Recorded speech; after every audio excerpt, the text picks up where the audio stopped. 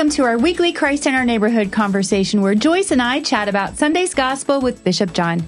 Everything you need to do this with friends and family is on the Christ in Our Neighborhood section at the Diocese of Phoenix website. Welcome back, Bishop. Oh, it's always great to see the two of you. Good to see you, Bishop. Thank you. And this week we're going to hear from the Gospel of Mark, chapter 12, verses 38 to 44. So, Bishop, would you like to start us off by reading the reflection? The obvious connection between the widows of the Gospel and first reading are clear. They gave all that they had. The point of these readings is to stress the value of the fullness of faith. We are called to have faith and to give without expecting anything in return. In fact, the wealthy in Mark's Gospel are doing just that. We can assume that their gift is freely given and they aren't expecting anything in return. However, the fullness of faith is giving without any parachutes. This is illustrated by the widow who gives from her whole livelihood. In addition to expecting nothing in return, she spends everything she has for the love of God. Our heavenly kingdom is about sacrificial giving in the manner of Christ, losing ourselves, spending ourselves, and giving all that we have for the greater glory of God blessedly assures us a place at God's table. All right, so Bishop, what is the question for this week?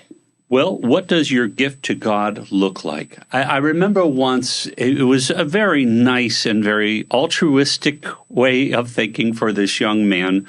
He did something that was very kind to a fellow when we were down in Peru.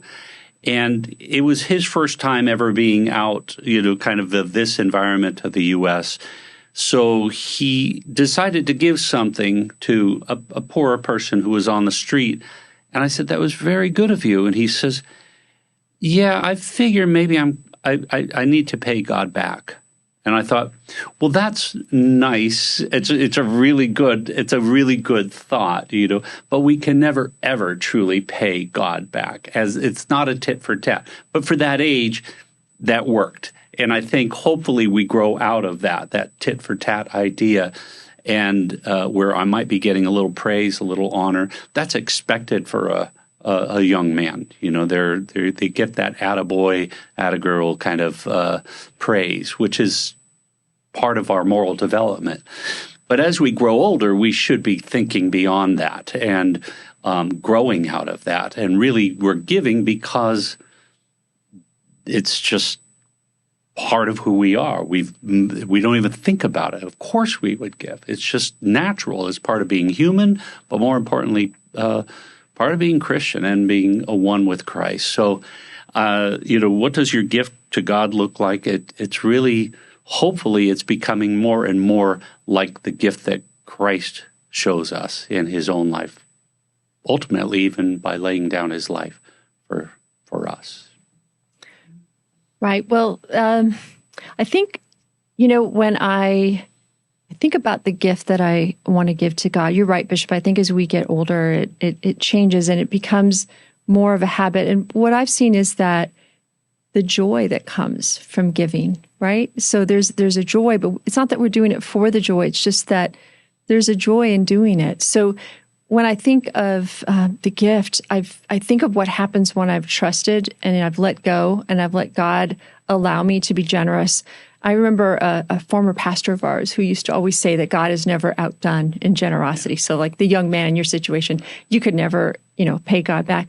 When my husband and I were very young and we had 5 young children at home, there were times it was a little scary, but things were tight. But we always just trusted, and we saw so many examples that when we were faithful to God in our giving, that things were taken care of. I can remember a time when our car broke down, and it was the transmission, and we were on vacation, and the kids were all little, and my husband found out when he got back that he was owed some money from work, and it was exactly the amount of money that we owed to the shop. Wow. God took care of us. So, it's true. I want to encourage young moms and dads, these babies that we have, they bring their keep. You have to work hard, but it's so worth it to trust God and to entrust ourselves to him and to be generous with the gift of life. Yeah. Yeah. Well, so as I was reflecting on this too, I realized that nothing that I could give to God, he didn't gift to me first. Right. Not anything. nothing. But what came to mind, obviously, was my kids. And he gave them to me. And now they're grown or mostly grown. And over again, I've had to give them back to him and trust.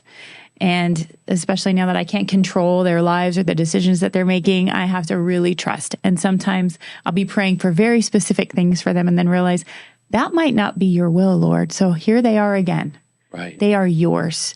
Do with them what you will, regardless of what I think. So it's that That's perfect. Just that trust over and over again.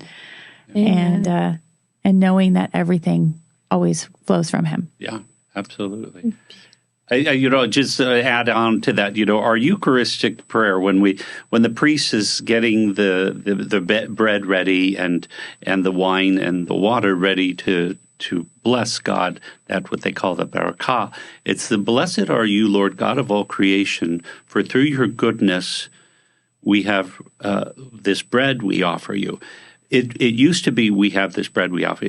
Now it is we have received this bread we offer you, which I like because it is we've received, now we're returning it. But, it's in a different way. It used to be grain and now it's bread. And we've had some participation in it. But in essence, what we have, we're giving back. And then we're going to you're going to outdo this because you're going to make us, this is going to go beyond bread. It becomes the body and blood, soul, and divinity of Christ.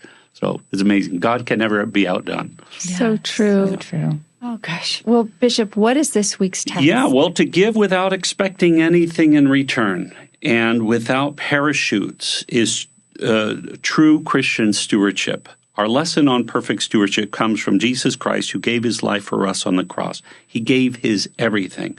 So this week, maybe we should consider the many ways in which God pours out upon us his everything. And so, if necessary, just make a list. Count it out. See what that might look like. Love it. Great All advice. Right. I love a good list.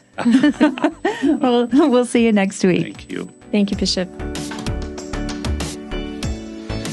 For more information on Christ in Our Neighborhood and resources to start your own group, visit the Christ in Our Neighborhood section at the Diocese of Phoenix website.